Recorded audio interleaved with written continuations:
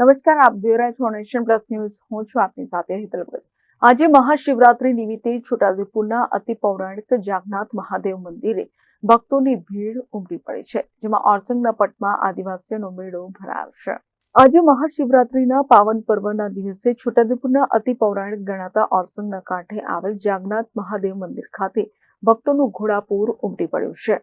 વહેલી સવારથી આસપાસના ગ્રામ્ય વિસ્તારમાંથી લોકો શિવ મંદિરે ઉમટી પડ્યા હતા. વર્ષોની પરંપરા મુજબ આજે શિવરાત્રીના દિવસે જાગનાથ મહાદેવ મંદિર પાસે ઓરસંગ નદીના પટમાં મેળો પણ ભરાયો હતો. હર હર મહાદેવના ગુંજતા ઘંટનાદ સાથે ભક્તોએ દર્શનનો લાભ લીધો હતો. સાથે હવન, પૂજન, અર્ચન સહિતની ક્રિયાઓ પણ કરવામાં આવી હતી. આદિવાસીઓ શિવરાત્રીના દિવસે જાગનાથ મહાદેવ મંદિરે પોતાના પાકનો ચડાવો કરે છે. છોટાઉદેપુર લોકસભાના સાંસદ જશુભાઈ રાઠવા સાથે પાવી જેતપુરના ધારાસભ્ય જયંતિભાઈ રાઠવા, છોટાઉદેપુર એપીએમસીના ચેરમેન મુકેશભાઈ પટેલ, તાલુકા ભાજપના પૂર્વ પ્રમુખ કાળુભાઈ નાયકાએ પણ જાગનાથ મહાદેવના દર્શન કરી ધન્યતા અનુભવી હતી.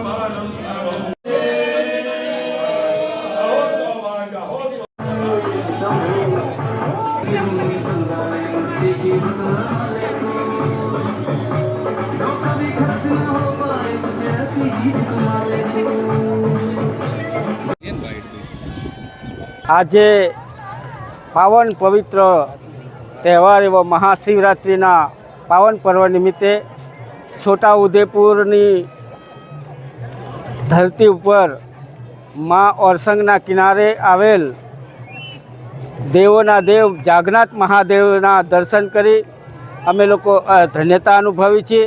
અને મારી સાથે જેતપુર પાવી વિધાનસભાના સન્માનિત ધારાસભ્ય આદરણીય જયંતિભાઈ રાઠવા, મુકેશભાઈ પટેલ અને મંદિરના મહંતશ્રી પણ ઉપસ્થિત છે.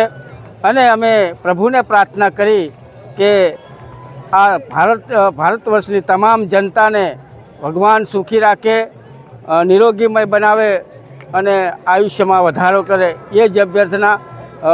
હર Har Mahadev. Rehan Patel, Nation Plus News, Chhota Udepur. સમાચારોના સતત અપડેટ મેળવવા માટે અમારી નેશન પ્લસ ન્યૂઝની યુટ્યુબ ચેનલને સબસ્ક્રાઇબ કરો, બેલ આઇકન દબાવો અને જોડાયેલા રહો ફેસબુક, ઇન્સ્ટાગ્રામ અને ટ્વિટર પર.